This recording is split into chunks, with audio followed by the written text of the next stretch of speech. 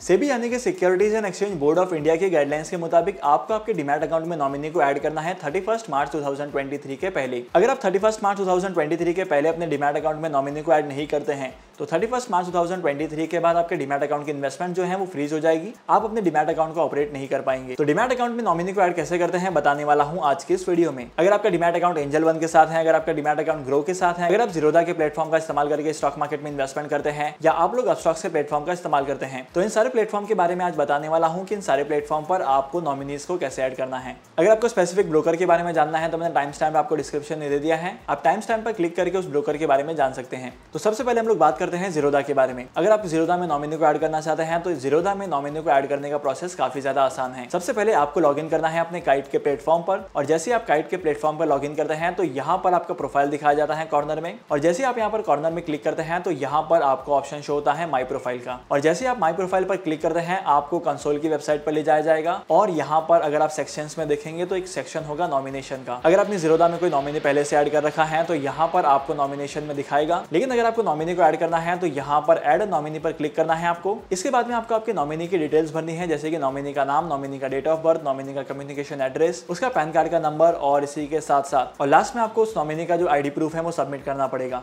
यहाँ पर आप आधार कार्ड की फ्रंट बैक फोटो सबमिट कर सकते हैं, पैन कार्ड सबमिट कर सकते हैं, वोटर आईडी सबमिट कर सकते हैं, और आप ड्राइविंग लाइसेंस भी एज अ आईडी प्रूफ के तौर पर सबमिट कर सकते हैं। अब जैसे यहाँ पर आप प्रोसेस कंप्लीट करेंगे वैसे ही आपको वेरिफिकेशन करना पड़ेगा, और यहाँ पर आपको आधार से ओटीपी आएगा, और जैसे ही आप इस प्रोसेस को कंप्लीट करते हैं वैसे ही आपके नॉमिनेशन की जो रिक्वेस्ट है वो एक्सेप्ट कर ली जाती है और प्रोफाइल वेरिफिकेशन होता है। उसी तरीके से अगर आपका अकाउंट अपस्टॉक्स के साथ है तो अपस्टॉक्स में आपके नॉमिनी को ऐड करने के लिए सबसे पहले आपको कॉर्नर वाले प्रोफाइल के सेक्शन में जाना है। यहाँ पर आपको अपने प्रोफाइल पर क्लिक करना है, और जैसे आप लेफ्ट हैंड साइड के कॉर्नर के मेन्यू को देखेंगे तो यहाँ पर आपको बहुत सारे मेन्यूज मिलेंगे, जहाँ पर आपके अकाउंट की डिटेल्स होगी, आपकी पर्सनल डिटेल्स होगी, और इसी लाइन में आपको नॉमिनी की डिटेल्स भी देखने को मिल जाएगी। जैसे आप नॉमिनी के ऑप्शन पर क्लिक करते हैं तो यहाँ पर आपके सामने एक डेटा आएगा। अगर आपने पहले से नॉमिनी को ऐड किया है तो यहाँ पर आपके डेटा में शो करेगा, लेकिन अगर आपको नॉमिनी ऐड करना है तो ऐड अ नॉमिनी पर आपको क्लिक करना है। सेम चीज आपको यहाँ पर भी करनी है जैसे आपने जीरोधा के प्लेटफॉर्म पर किया था। सबसे पहले नॉमिनी का नाम लिखना है, नॉमिनी की डेट ऑफ बर्थ लिखनी है, उसके साथ नॉमिनी का रिलेशन क्या है वो लिखना है। आपका नॉमिनी कोई भी हो सकता है, आपका भाई, आपकी बहन, आपके पापा, आपकी मम्मी,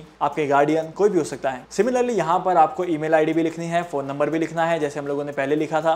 फिर आपको यहाँ पर नॉमिनी का आईडी प्रूफ देना है और फ्रंट बैक की फोटो अपलोड करनी है। और जैसे ही आप इन सारी डिटेल्स को भरते हैं तब यहाँ पर आप जब प्रोसेस करते हैं तब आपको जैसे कि जीरोधा में हम लोगों ने वेरीफाई किया था वैसे ही आपको यहाँ पर भी वेरीफाई करना पड़ेगा। आधार कार्ड से ओटीपी जनरेट होगा, और जैसे ही आधार कार्ड से ओटीपी जनरेट होगा आपका एप्लीकेशन जो है वो प्रोसेस में चला जाएगा। लेकिन अगर आपने एंजल वन के साथ डीमैट अकाउंट ओपन किया है तो यहाँ पर प्रोसेस काफी ज्यादा आसान है। सबसे पहले आपको एंजल वन के प्लेटफॉर्म पर लॉगिन करना है। एज यूजुअल आपको राइट हैंड साइड के मेन्यू पर क्लिक करना है, और वहां से आपको आपके प्रोफाइल के सेक्शन में जाना है। अब जैसे आप यहाँ पर प्रोफाइल के सेक्शन में आते हैं तो इसके एकदम नीचे स्क्रॉल करने के बाद आपको एक ऑप्शन दिखाई देता है जहां पर नॉमिनीज की डिटेल को चेक कर सकते हैं या आप नॉमिनीज को ऐड कर सकते हैं। नॉमिनी को ऐड करने के लिए यहाँ पर सबसे पहले नॉमिनी का नाम लिखना पड़ेगा, उसके बाद यहाँ पर नॉमिनी का डेट ऑफ बर्थ लिखा जाता है, और थर्ड ऑप्शन में आपको नॉमिनी का रिलेशन लिखना है, और फोर्थ ऑप्शन में आपको कॉन्टैक्ट नंबर की डिटेल्स भरनी है, और आपको यहाँ पर पैन कार्ड का नंबर भी डालना पड़ेगा। लेकिन एंजल वन के प्लेटफॉर्म पर आपको डॉक्यूमेंट सबमिट करने की रिक्वायरमेंट नहीं होती है, और जैसे आप इस एप्लीकेशन फॉर्म को सबमिट करेंगे वैसे ही आपको आधार के ओटीपी से इस ट्रांजेक्शन को वेरीफाई करना पड़ेगा, और विद इन 24 to 72 आवर्स आपके अकाउंट में नॉमिनी जो है वो अपडेट हो जाएंगे। अब चौथा, अगर आप ग्रो के साथ इन्वेस्टमेंट करते हैं, आपका ग्रो के साथ डीमैट अकाउंट है, तब यहाँ पर भी आपको प्रोफाइल के सेक्शन में आना है। प्रोफाइल के सेक्शन में जब आएंगे तो आपको नॉमिनी का ऑप्शन दिखेगा। यहाँ पर आपको नॉमिनी का नाम लिखना है, नॉमिनी की डेट ऑफ बर्थ लिखनी है, और नॉमिनी के पैन कार्ड का नंबर लिखना है, और एडिशनली आपसे पूछा जाएगा कि नॉमिनी के साथ आपका रिलेशन क्या है। जैसे आप इस डेटा को फिल करके सबमिट करते हैं तो यहाँ पर आपको आधार ओटीपी से वेरीफाई करना पड़ेगा, जैसा कि आपने अपस्टॉक्स के साथ किया था, जैसा कि आपने एंजल वन के साथ किया था, और जैसा कि आपने जीरोधा के साथ किया था। और जैसे आप ओटीपी एंटर करते हैं और अपने ट्रांजेक्शन को वेरीफाई करते हैं तब कुछ ही टाइम पीरियड के बाद आपका नॉमिनी यहाँ पर भी अपडेट हो जाता है। अगर आप स्टॉक मार्केट में इन्वेस्टमेंट करते हैं या स्टॉक मार्केट में इन्वेस्टमेंट करना चाहते हैं तो डीमैट अकाउंट आपके लिए बहुत ही ज्यादा इंपॉर्टेंट होता है। तो सेबी की गाइडलाइंस के मुताबिक आपको आपके डीमैट अकाउंट के साथ नॉमिनी को ऐड करना है, क्योंकि अगर आप अपने डीमैट अकाउंट में नॉमिनी को ऐड करेंगे तो इस चीज का अल्टीमेट बेनिफिट भी आपको ही होने वाला है। क्योंकि प्रीवियसली मार्केट में से बहुत सारे केसेस में देखा गया है जहां